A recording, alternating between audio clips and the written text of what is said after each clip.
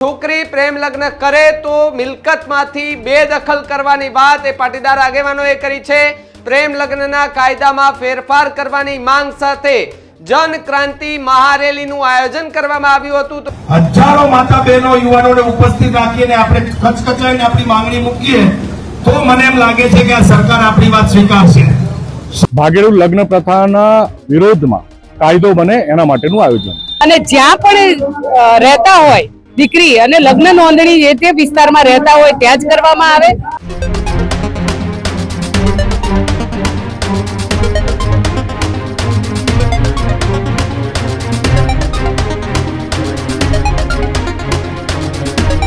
નમસ્કાર, આપ જોઈ રહ્યા છો ન્યૂઝ રૂમ અને આપની સાથે હું છું ભાવિક। સમાચાર ઉત્તર ગુજરાતથી સામે આવી રહ્યા છે કે જ્યાં પાટીદાર સમાજની એક સૌથી મોટી આજે સભાનું આયોજન કરવામાં આવ્યું હતું। વિવિધ મુદ્દાને લઈને પાટીદારોની એક સભા રાખવામાં આવી હતી। પાટીદારોની જન ક્રાંતિ સભાની આજથી શરૂઆત થઈ ગઈ છે। સભામાં તમામ પાટીદાર આગેવાનો એ ઉપસ્થિત રહ્યા હતા। મનોજ પનારાએ પણ સરકાર સામે અનેક સવાલો કર્યા છે તો બીજી તરફ છોકરી પ્રેમ લગ્ન કરે તો મિલકતમાંથી બેદખલ કરવાની વાત એ પાટીદાર આગેવાનોએ કરી છે।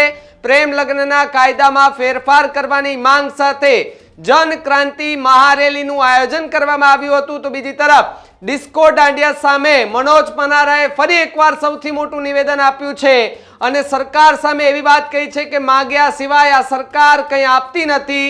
એ પ્રકારના આરોપ છે કે મનોજ પનારાએ સ્ટેજ ઉપરથી લગાડ્યા છે।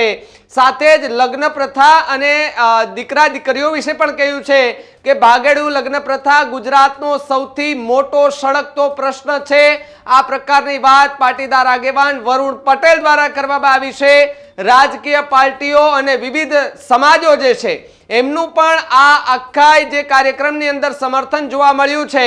સાથે જ કહી શકાય કે મનોજ પનારા સહિતના આગેવાનો પણ જે આ સભા હતી તેની અંદર ઉપસ્થિત રહ્યા હતા અને એવું પણ કહેવામાં આવ્યું હતું કે આનાથી વધારે જનમેદની જે છે તે ઉમટી પડે તે માટે મહેસાણામાં ફરી એકવાર રાત્રિ સભાનું પણ આયોજન રાખવામાં આવશે।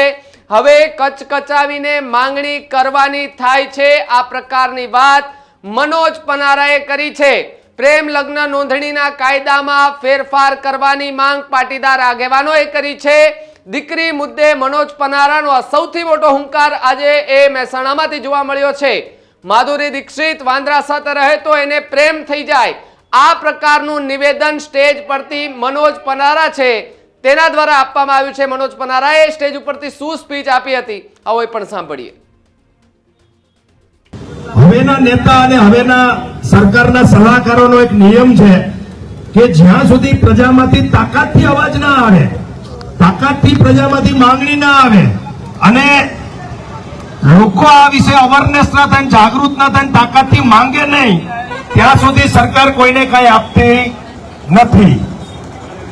આટલી પાકી હાજરીમાં આપણે વાત કરી, આગેવાનો મોટા ભાગે બધા જ આવ્યા છે, પરંતુ જે પ્રમાણે સંખ્યા થવી જોઈએ એ પ્રમાણે આપણે સંખ્યા નથી કરી શક્યા એટલે આપણે ફરીથી મહેસાણામાં 2 મહિના પછી સુરેશભાઈ ઠાકરે અને સતીશભાઈ એક રાત્રિ સભા મોટી બોલાવીએ અને એની અંદર હજારો માતા બહેનો યુવાનોને ઉપસ્થિત રાખીને આપણે કચકચાઈને આપણી માંગણી મૂકીએ તો મને એમ લાગે છે કે આ સરકાર આપણી વાત સ્વીકારશે। સરકારને માખણમાંથી વાળ કાઢતા જેટલો સમય લાગે એટલો જ સમય આ કાયદો બનાવવામાં લાગે। આ સરકાર પાસે સ્પષ્ટ બહુમતી છે, સાથે સાથે વિપક્ષનો એક પણ ધારાસભ્ય આ વાતમાં ના પાડે, કારણ કે આ વિષય જે છે એ સમગ્ર ગુજરાતની 6.5 કરોડ જનતાને લાગુ પડતો વિષય છે, તમામ પરિવારોને લાગુ પડતો વિષય છે। દરેકના ઘરમાં દીકરી છે ને દરેક મા બાપને જેના ઘરમાં દીકરી યુવાન છે એમની રાતની નીંદર હરામ હોય છે। આજની આ ટેલિકોમ ક્રાંતિ, આજની આ મોબાઈલ ક્રાંતિ અને આજની આ વ્યવસ્થા બધી આપણે જોઈ રહી છે અત્યારે દરેક મા બાપને આ વિષયની ચિંતા રાત દિવસ થતી હોય છે એટલે ઘરે ઘરેથી આ વાત સ્વીકારવા તૈયાર છે કે આમાં કાયદો બનવો જોઈએ। કારણ કે હું તમે બધા જ આગેવાનો આવા લગ્નોની અંદર સમાધાનમાં જઈએ છીએ ત્યારે સૌથી વધુ કોઈ અડચણરૂપ વિષય હોય તો એ 18 વર્ષ પછી એટલે કે 1-2 દિવસ ઉપર થઈ ગયા હોય તો પણ આપણે દીકરીને કશું કહી શકતા નથી અને કાયદાની આડમાં અમુક ચીટરો, અમુક લુખ્ખાઓ, અમુક ઉઠિયાણ છોકરાઓ જે 50 રૂપિયાનું પેટ્રોલ નાખીને માગેલું બાઇક લઈ અને 100 રૂપિયાના ચશ્મા ચોરી અને રાત દિવસ એ દીકરી પાછળ ફિલ્ડિંગ ભરતો હોય અને એક હ્યુમન સાયકોલોજી છે મિત્રો. દુનિયાની અંદર રિસર્ચ થયેલું છે કે માધુરી દીક્ષિતને વાંદરા સાથે 2 મહિના રૂમમાં પૂરતી ને તો એ વાંદરા સાથે માધુરી દીક્ષિતને પ્રેમ થઈ જાય. આ હ્યુમન સાયકોલોજી છે. એટલે આમાં દીકરીઓનો વાંક ઓછો છે, પરંતુ આવા આવારા તત્વો, રોમિયો ટાઈપના છોકરાઓ, એમને ખબર છે કે મારું સગપણ થાય એમ નથી.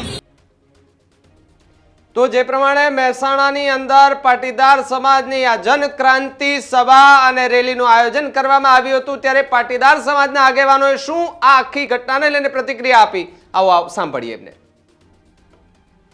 જો ગુજરાતમાં ભાગેડુ લગ્ન પ્રથા એ ગુજરાતના સર્વ સમાજનો બહુ મોટો સળગતો પ્રશ્ન છે અને ગુજરાત સરકાર આ ભાગેડુ લગ્ન પ્રથાની વિરુદ્ધમાં કોઈ કાયદામાં સંશોધન કરે અને આ વાત સરકાર સુધી પહોંચે એના માટે આજની રેલીનું આયોજન.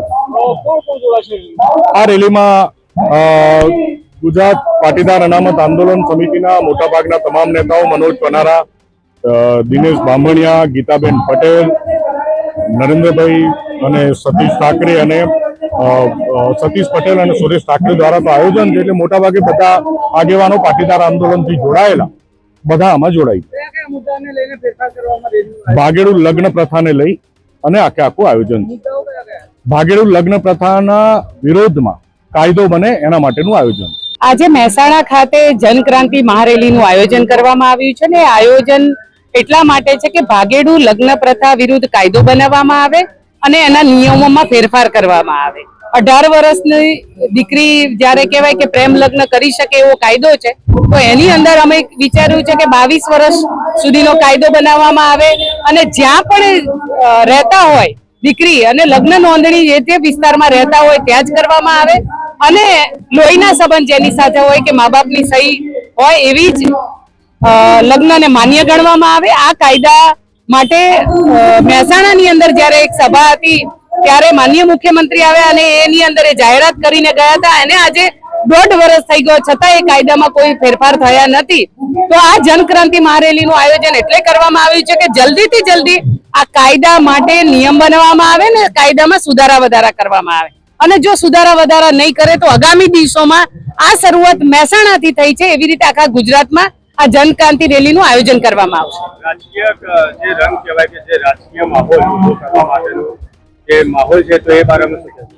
જો આમાં રાજકીય માહોલ ઉભો કરવાનો સવાલ એટલે નથી થતો કારણ કે આ મંચ પરથી તમામ સમાજના આગેવાનો છે, કોંગ્રેસ, ભાજપ, આપ અને તમામ રાજકીય પાર્ટીઓનો પણ અહીંયા તમે જોવો છો મેળાવડો છે અને બધાએ જ તમામ સમાજના આગેવાનોએ પણ આને સમર્થન કર્યું છે.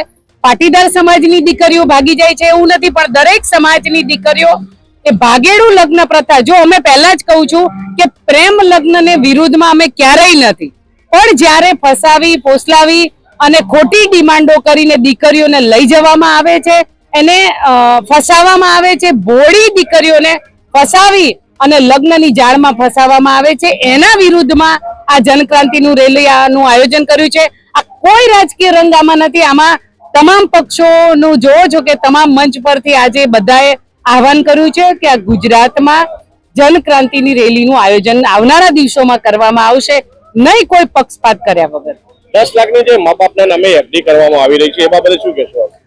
બિલકુલ અત્યારના સમય સંજોગોમાં આપણે જોઈ રહ્યા છીએ કે જો દીકરીને 18 વર્ષની ઉંમર સુધી અને પાલી પોષીને ભણાવીને મોટી કરવામાં આવે છે તો ચોક્કસ એ મા બાપને નિરાધાર છોડીને જતી રહે છે, તો એના નામે પણ 10 લાખની એફડી કરવામાં આવે જેથી કરીને મા બાપનું ભરણ પોષણ પણ થઈ શકે. કારણ કે અત્યારની પરિસ્થિતિમાં અમુક દીકરાઓ તો જાણી જોઈને પૈસાવાળાની દીકરી હોય તો એને ફસાવે છે, ટાર્ગેટ બનાવે છે, પછી છૂટાછેડાઓ માટે એલોમની માંગવાના પણ ઘણા કિસ્સાઓ અમારા સૌરાષ્ટ્રમાં વધારે ચાલી રહ્યા છે.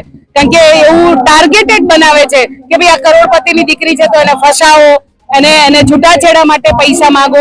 એટલે એના માટે પણ આ એક કાયદો એટલે બનાવવો જરૂરી થઈ ગયો છે કે એના નામે 10 લાખની એફડી પણ કરવામાં આવે. જે દરેક સમાજમાં એક પીડા છે, મા બાપની પીડા છે કે છોકરીઓને 20 વર્ષની મોટી કરી અને ભાગીને પ્રેમ લગ્ન કરે અને પોલીસ સ્ટેશનમાં એવું કહે છે કે મારા મા બાપને ઓળખતી નથી, તો આ મા બાપની પીડાનું દર્દ અમે આજે ઉજાગર કર્યું છે અને પ્રેમ લગ્ન નોંધણીના કાયદાના ફેરફાર માટે અમે મહારેલીનું આયોજન કરેલું છે. એમાં સૌ આગેવાનો, સર્વ જ્ઞાતિ સમાજના આગેવાનો પધારેલા છે. એમાં અમારી માગણીઓ છે કે 30 વર્ષ સુધી મા બાપની સહી રાખો, 40 વર્ષથી વધુના સાક્ષીઓ રાખો.